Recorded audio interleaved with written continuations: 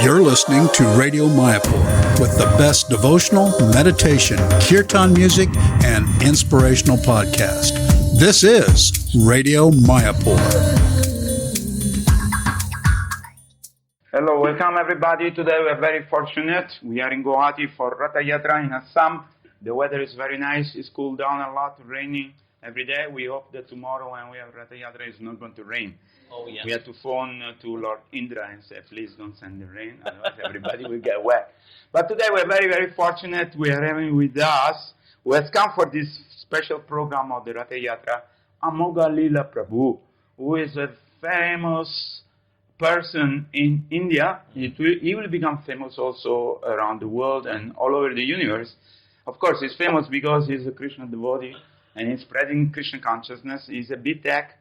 And it's a wonderful person, and he's a motivator, and mostly engaged in preaching to the youth, because the youth is the future of our nation. Yes. So if Prabhupada say, if you cultivate them when they're young, when they grow up, there is a chance that we do something good with them. And so I will ask him immediately, jump into the question, how you perform your preaching, how you are so much appreciated by the people, you are in YouTube, everybody loves you. So what is the secret? So, firstly, I would like to say thank you to Ganga Prabhuji, and I am sitting next to him. Prabhuji is very senior devotee and having so many wonderful interviews of so many great Vaishnavas, and Radio Mayapur, which many people do not know. I would say it's a very good initiative. And so, firstly, sincerest appreciations for such a wonderful attempt of spreading the good news, the good words, so that people become happier in devotional service. So thank you, Ganga Prabhuji, for inviting me. I'm really privileged. I see you as my father, as my elderly devotee, a senior devotee, an inspiration for all of us. So interviewing me, in fact, I should be interviewing Ganga Prabhuji. What are your secrets of spiritual success? But here it is happening other way around. Prabhuji is interviewing me. So before I begin to say anything, I pay my respects to Ganga Prabhuji and kindly bless me that I may speak something which helps devotees in their journey. Actually, our radio is listened from all over the world, around 10,000, 5,000 to 10,000 people. Mostly people, they're driving car, they're cooking, ladies, and they're cleaning the house, and people around the world, they listen to our radio. So it's nice to show to the people that there are devotees from all walks of life. And so this is a great inspiration for everyone. Thank you for accepting such a short notice. I met you this morning. We had a nice press conference, and I told you, let's do today the podcast for Radio Mayapur. Thank you so much. And you accepted, and here we are. Great. Fantastic. Yes. So how you are preaching to the youth? Okay, youth. Today I see that youth, they are good, but somehow youth is becoming bhoot. Bhoot means ghost. Why? Because there is so much of imposition from the media. Yes. And because media is now no more seen as a source of entertainment, but media has become a source of transformation.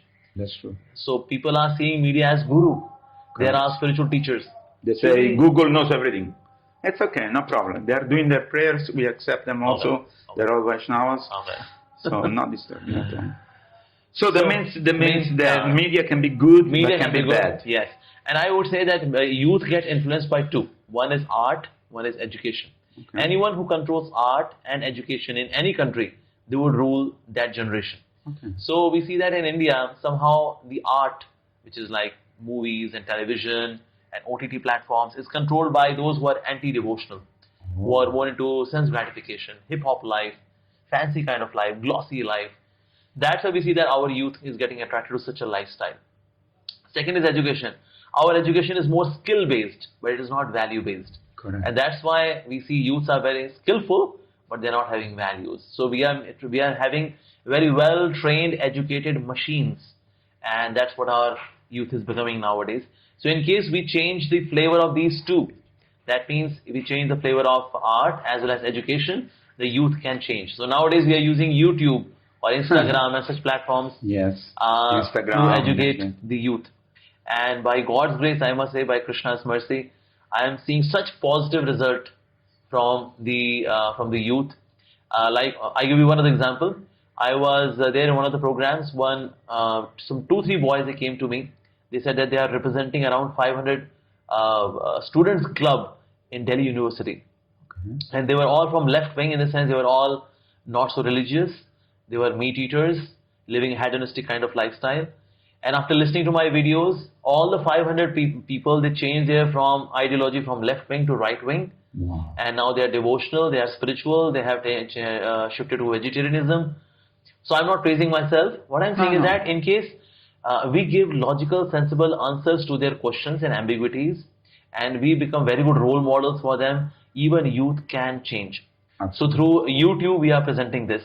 That sometimes my lifestyle is being presented on YouTube, and I'm also answering their questions. Sometimes we have just Q&A and such videos answering controversial questions, controversies from the Shastras, controversies in the science and lifestyle. So when we address them logically, sensibly, scripturally, then youth, they get connected. That means they are actually ready for spirituality, provided we give them in a genuine, bona fide way. So that ways, I see that in India now there is a renaissance. People are taking to spirituality all across the globe. I would say now there is a shift of consciousness. It's happening now, and I would say iskcon is going to play a very vital role in this, because iskcon is the one which has got answers to all the questions on the planet. I was listening to one Christian missionary. He said anything and everything apart from Jesus Christ is coming from evil, including those Hare Krishnas who have all the answers to all the questions on the planet. It was a praise. I could see as an appreciation that he sees that we have got all the answers to all the questions on the planet. So, but yes, so in this way, I would say that Hare Krishnas, the devotees, they are playing a very vital role. Like having this kind of audio podcast.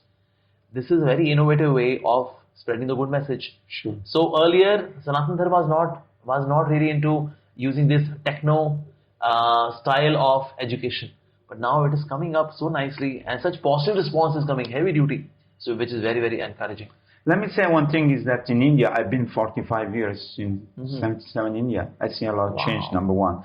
But I've seen many people, especially the youth, they see their father, grandfather doing puja, doing jagya, chanting mantra, or going to temple. But nobody explained to them why. Why? So it's part of the cultural heritage, for sure. Yes. And some of them take it to say, okay, I'll go with my grandfather to temple. Yes. I'll go with my father to temple. They say my grandfather used to go every day to temple. Yes. My father went once in a month. I go once in a year. No, but slowly the culture become less and less because the influence of material nature is there. But as we explain the purpose, it's not just a ritual. Because ritual, okay, everybody's doing some ritual, this, that, ritual, that. Everybody worshipping Ganesh, Durga, Shiva, and saying Arti, same thing, Jai Jagadish Hare, okay, chalo. But then they go and smoke and drink. So what is the purpose? So once, like you said, role model.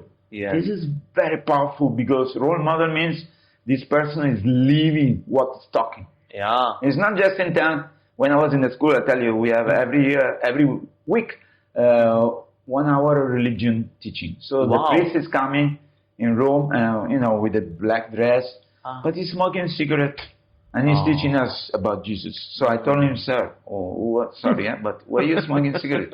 He said, you're very small, you should not smoke. But then what message is giving me? When I grow up, I can smoke?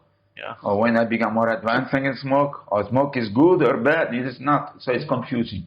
So similarly, because in ancient time, I think the Vedic culture was only given to the Brahmin. Yes. And everybody else was excluded. So it was very, selective type.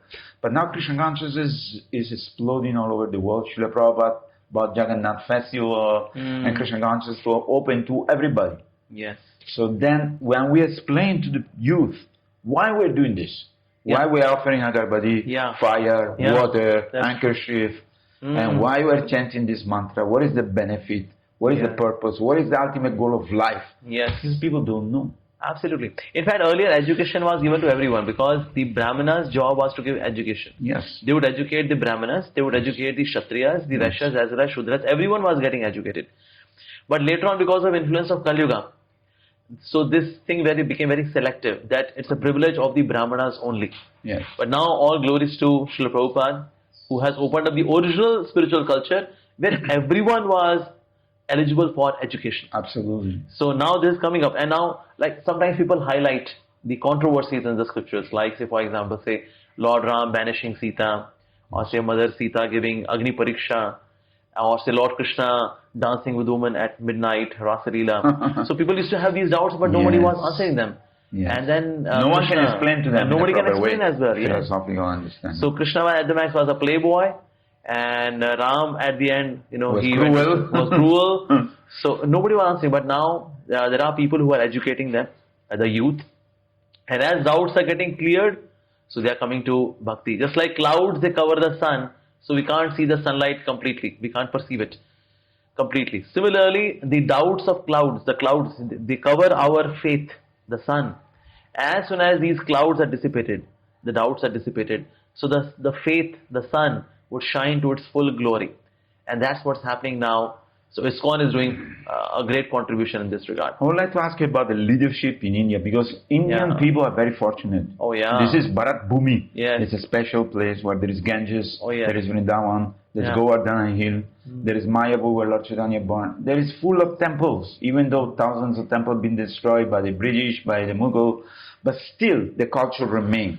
So how do you see the leadership of the whole world? Because India, Prabhupada say, the blind man and the layman. Yeah. So the world, they're blind. Yeah. But we have the vision. Yes. And now we can help other people. The whole world can be enlightened. Yes. Because the golden age is to come. Lord Yes. Chaitanya predicted. Yes. That 10,000 years of golden age means the golden, the Satya Yuga will be reestablished again. Yeah. Tell us a little bit about that. So earlier, yes, this statement was true, that India was having vision, but was lame. And West was having technology and all, so that's why they were not lame, but they were blind about spiritual knowledge. But now India is emerging so nicely that India is no more lame also. Yes. Like during COVID, India supplied 125 crore vaccines to the world, which is incredible. Currently, India is the bowl of grains for the whole world, whether it is Middle East, whether it is South America, North America, first class quality grains, whether wheat, whether rice, it is being supplied by India to the whole world. Even Turkey, which speaks against India, India is giving grains to Turkey. When they had earthquakes, so India supplied medical. Many people, they went and helped. Very true. So I would say India is the talent hub. Absolutely. It's like a bowl of talent. And so that's why India is no more lame also. No. So vision is also there, as there are some spiritual leaders coming up, and we have glorious leadership of Narendra Modi. And going forward also we'll have many other great prime ministers like Yogi Adityanath, and many other such people would be coming. So that's why I would say India will have the vision as well as technology, resources also. And India is not like is like a ruler. India serves like a servant to everyone. So, and that's the beauty of India, that Indian culture facilitates everyone. So that's why India was seen as guru of the whole world. People would come to India for education, because spiritual education is remarkably good in India. Astrologically also, India is ruled by guru. Yes. Like America is ruled by Rahu. Rahu is more about hypocrisy, sensuality, and all that. Like Europe is controlled by Venus, so there is more sensuality. But India is ruled by guru. So that means there is less of sensuality, but knowledge, learning, upliftment, empowerment. So people used to come to India for knowledge. So India has been like that. So politically speaking, the leadership is now more spiritual, more religious, very encouraging. Like Narendra Modi ji, he wrote Vyas Puja offering to some of the gurus on their Vyas Puja in iskcon. He wrote as word of appreciation, which has never happened in the history before. So that's so glorious. And they are very supportive to what we are doing. They are facilitating, like in Calcutta, in Mayapur area also, we are receiving such support. So we see that it is changing. So politically speaking. Spiritually, I would say now, even youth, they are coming to spirituality because now they are frustrated. After living their sensuality to the maximum extent, now they are feeling so hollow and shallow. They are experimenting with sexuality and sensuality, but they feel so hollow and shallow. After taking so much of drugs, they feel more hollow and shallow. So now what next? Here comes the spiritual culture now. So now they are coming, it's a U-turn. Although this complete U-turn will take some maybe decades or maybe centuries or so. But it is happening now, which is so beautiful. That's wonderful. And actually, if you look in the history of India, from the scripture point of view, India never attacked any other country. Anyone, yes. In fact, they welcome everybody. Yes. Then people came from all over the world, and there was Takshila was the first university in the world, the ancient university, yes. and they invited everybody there, 200 teachers and 2,000 students, and they learned many different sciences. Music, art, they learn painting, sculpture, cooking, and so many wonderful things. Astrology. Yes. So this is amazing what India can contribute to the world, because there is conflict, too much conflict, war in the last so many hundreds of years. There's always struggling and fighting, thinking that this is mine, this is yours, you are black, I'm white, you are Russian, I'm this. Actually, there's a common factor. We're all spirit souls. Yes. We're all part and parcel of the Supreme Lord. And the planet belongs to all of us. There is border created by man. So this is the very powerful point, because when people start to understand, I'm not this body, I'm not Russian, I'm not Italian, I'm not Indian, I'm not American, I'm not this. Who we are. We are here, part and parcel of God. We are here for some time, so we can share everything. Yes. Srila Prabhupada used to say, we talk about universal brotherhood. Yes. But without common fatherhood, there cannot be universal brotherhood. Absolutely. So we have to bring that common fatherhood, that Krishna is our father. Yes. So let's be brothers. What is Indian, what Russian, what American, what Chinese, what South American? Doesn't matter. Because we have common fatherhood. So we have to focus on that. And Srila Prabhupada wanted to do this. And that's why he named the society as International Society for Krishna Consciousness, so that we know that, common fatherhood. Yes, Patram is Krishna explained in Bhagavad Gita, Ambaja Pradapita. I'm the seed-giving father of all living entities. Yes, yes. And Krishna loves so much. You know, life after life is giving a chance. Yes. Okay, you don't want to come, but please come next life. Try to come. I'm here in your heart. I'm trying to guide you back. We are like lost in the material world, in this ocean of birth and that. But still Krishna is giving us chance. Okay, try one more time. Okay, try one more time. Absolutely. Keep on trying one more time until we come and surrender to the Lord and say, okay, Krishna, I'm yours. What compassion, what love. Amazing. Indeed. Okay, now I want to ask you a very personal question. How your life changed? Because you were studying, you are successful, you were doing computer coding and engineering and in computer and stuff. At what point in your life, your direction of your life changed? You came in contact with somebody, some devotee, some prasada, some bhakta, I don't know. But everybody has a personal story. You know how Krishna, when we are ready, is sending on the right person at the right time to change the direction of our life. Tell us a little bit. You know, one thing was, before coming to iskcon, I was in touch with some different gurus, teachers, organizations, spiritual organizations. So I learned something from them, but none of them could answer all of my questions because I was like a walking question bank. Right. So they could not answer my questions. So it was very disheartening and disappointing every time I would meet a guru, so to say. But it was very disappointing. Also, I read the Bhagavad Gita, 8 different versions of Bhagavad Gita. The most connecting and most spiritually rejuvenating was Srila Prabhupada's version of Bhagavad Gita.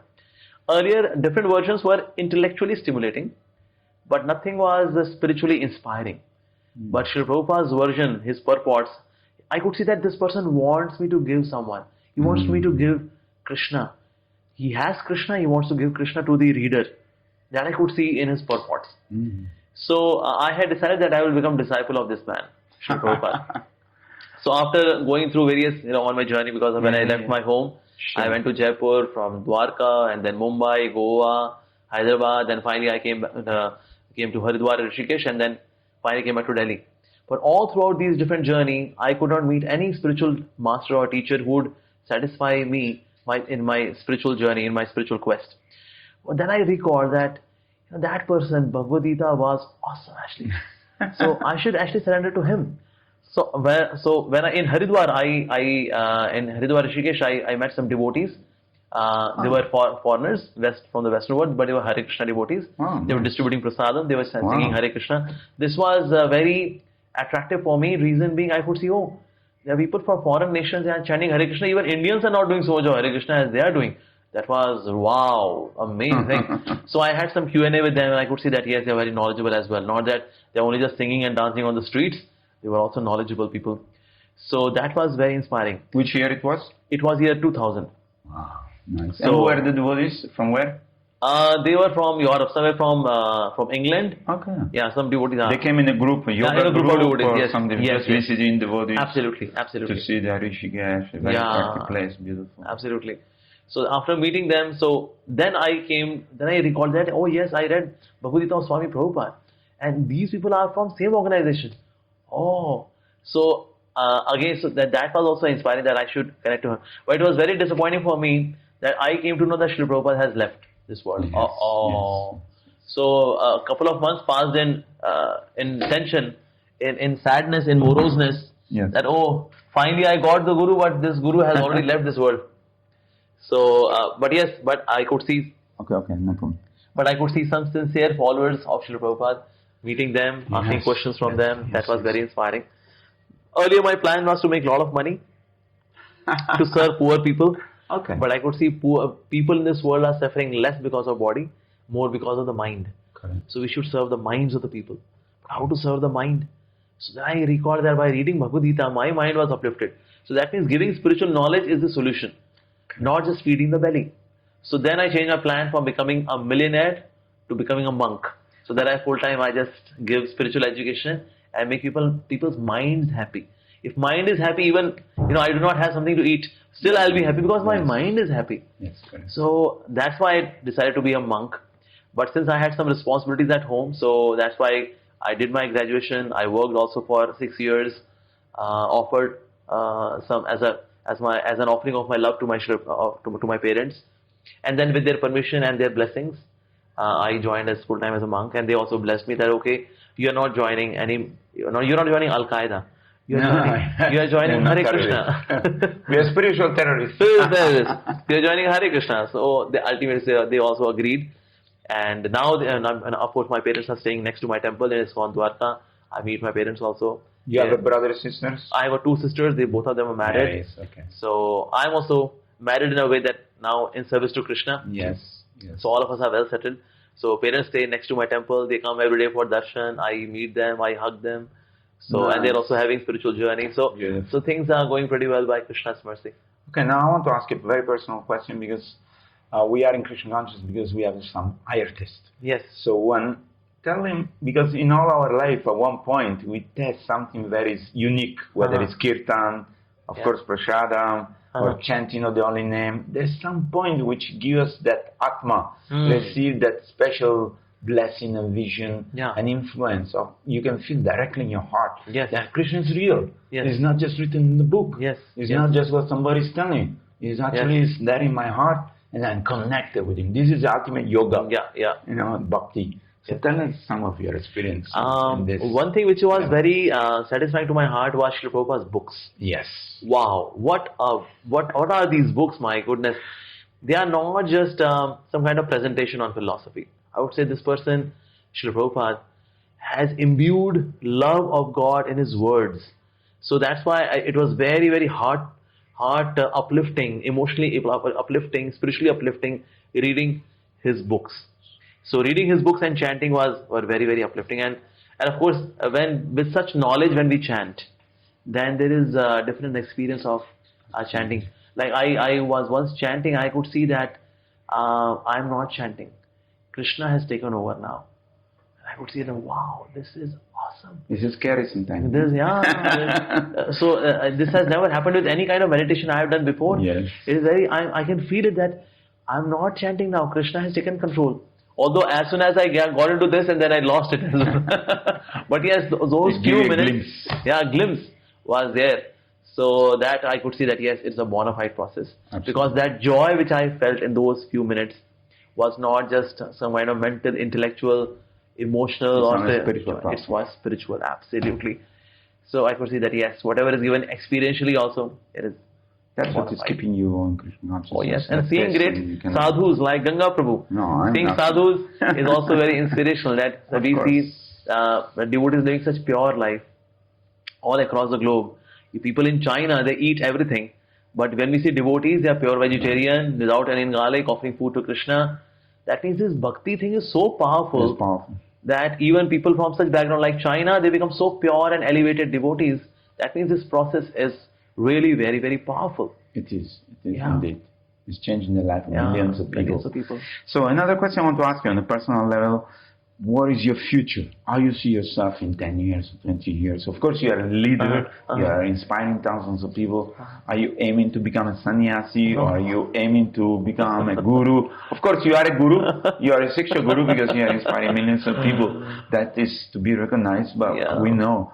But how you see yourself in the future? Because I don't know, maintaining our humble attitude is very important. At the same time, we maybe have some desire or something. I'm just asking. I would say I don't aspire to become a sannyasi or a guru because firstly that requires a lot of purity, and I'm not that pure at all. So that's why sannyasis are very, very elevated. In iskcon, we see they are Paramahamsas actually. So I can't be a Paramahamsa. I know that. That's a very exalted platform.